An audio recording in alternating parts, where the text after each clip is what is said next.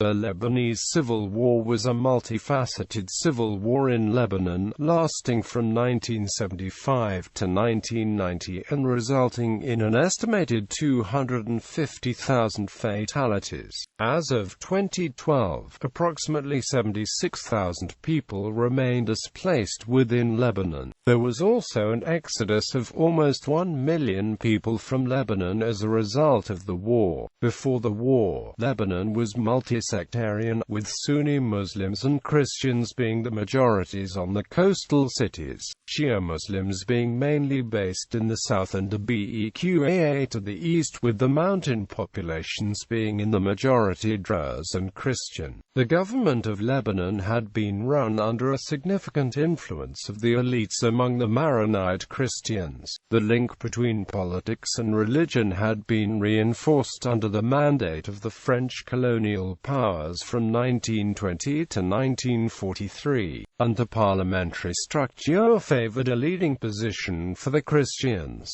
However, the country had a large Muslim population, and many pan-Arabist and left-wing groups opposed the pro-Western government, the establishment of the State of Israel, and the displacement of 100,000 Palestinian refugees to Lebanon during the 1948 and 1967 exoduses contributed to shifting the demographic balance in favor of the Muslim population. The Cold War had a powerful disintegrative effect on Lebanon, which was closely linked to the polarization that preceded the 1958 political crisis. Since Maronites sided with the West while leftist and pan-Arab groups sided with Soviet-aligned Arab countries, fighting between Maronite and Palestinian forces began in 1975. Then leftist, pan-Arabist and Muslim Lebanese groups formed an alliance with the Palestinians.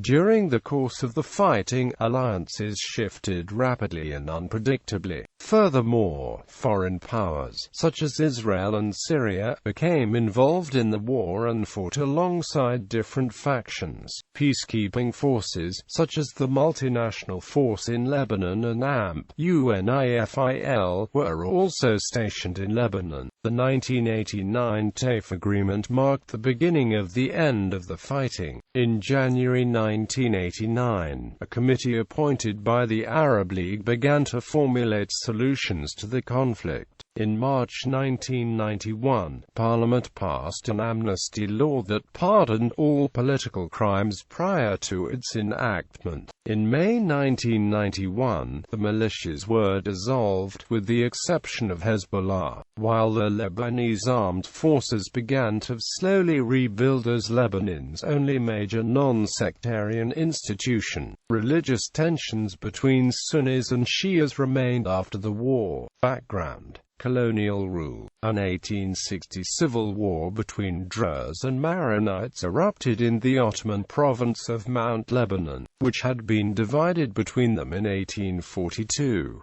It resulted in the massacre of about 10,000 Christians and not less than 6,000 Druzes. The 1860 war was considered by the Druze as a military victory and a political defeat. World War I was hard for the Lebanese. While the rest of the world was occupied with the World War, the people in Lebanon were suffering from a famine that would last nearly 4 years. With the defeat and dissolution of the Ottoman Empire, Turkish rule ended. France took control of the area under the French mandate for Syria and the Lebanon under the League of Nations. The French created the state of Greater Lebanon as a safe haven for the Maronites, but included a large Muslim population within the borders. In 1926, Lebanon was declared a republic, and a constitution was adopted. However, the constitution was suspended in 1932. Various factions sought unity with Syria, or independence from the French. In 1934, the country's first census was conducted. In 1936, the Maronite Phalange Party was founded by Pierre Gemayel. Independence, World War II and the 1940s brought great change to Lebanon and the Middle East. Lebanon was promised independence, and on the 22nd of November 1943, during World War II, it was achieved. Free French troops, who had invaded Lebanon in 1941 to rid Beirut of the Vichy French forces, left the country in 1946.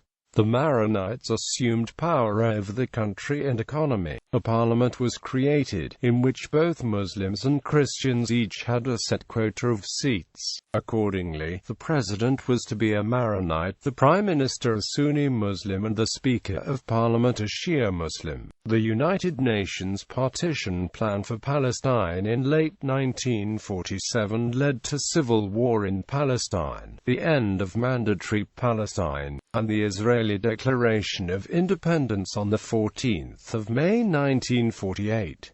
With nationhood, the ongoing civil war was transformed into a state conflict between Israel and the Arab states, the 1948 Arab-Israeli War. All this led to Palestinian refugees crossing the border into Lebanon. Palestinians would go on to play a very important role in future Lebanese civil conflicts, while the establishment of Israel radically changed the region around Lebanon. In July 1958, Lebanon was threatened by a civil war between Maronite Christians and Muslims. President Camille Chamoun had attempted to break the stranglehold on Lebanese politics exercised by traditional political families in Lebanon. These families maintained their electoral appeal by cultivating strong client-patron relations with the local communities, although he succeeded in sponsoring alternative political candidates to enter the elections in 1957, causing the traditional families to lose the positions. These families then embarked upon a war with Chamoun, referred to as the War of the Pashas. In previous years, tensions with Egypt had escalated in 1956 when the non-aligned President Camille Chamoun did not break off diplomatic relations with the Western powers that attacked Egypt during the Suez Crisis,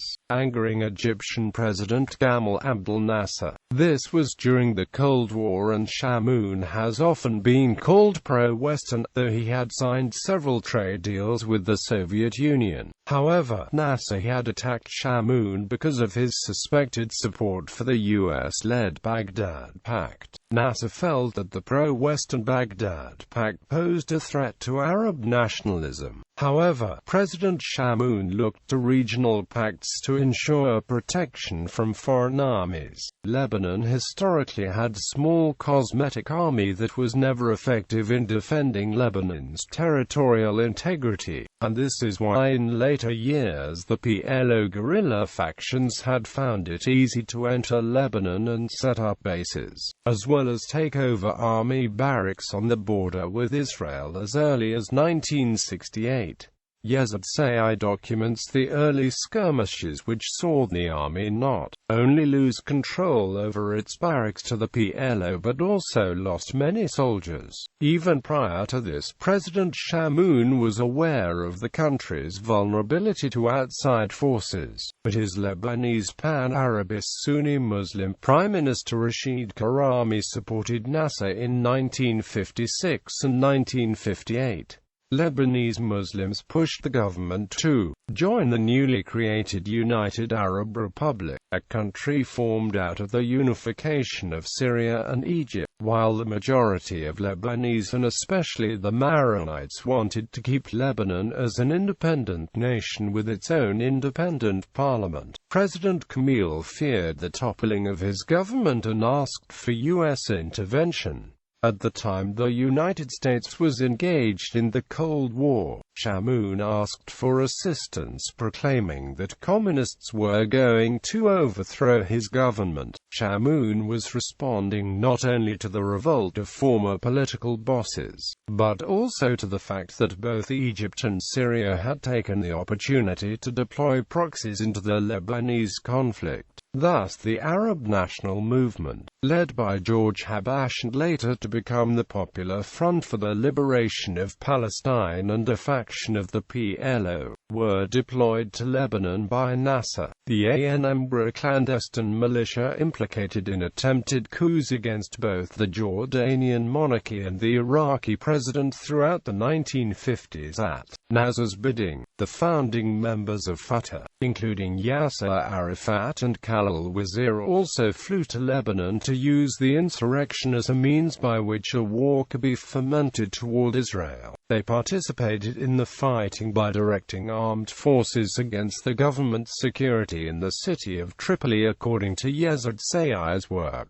In that year, President Chamoun was unable to convince the Maronite army commander, Fuad Shehab, to use the armed forces against Muslim demonstrators, fearing that getting involved in internal politics would split his small and weak multi-confessional force. The Phalange militia came to the president's aid instead to bring a final end to the road blockades which were crippling the major cities. Encouraged by its efforts during this conflict, later that year, principally through violence and the successive general strikes in Beirut, the Phalange achieved what journalists dubbed the counter-revolution. By their actions, the Phalangists brought down the government of Prime Minister Karami and secured for the leader, Pierre Gemayel, a position in the four-man cabinet that was subsequently formed. However, estimates of the Phalange's membership by Yazid Sayai and other academic sources put them at a few thousand. Non-academic sources tend to inflate the Phalange's membership. What should be kept in mind was that this insurrection was met with widespread disapproval by many Lebanese who wanted no part in the regional politics, and many young men aided the Phalange in the suppression of the insurrection, especially as many of the demonstrators were little more than proxy forces hired by groups such as the ANM and Fatah founders, as well as being hired by the defeated parliamentary bosses.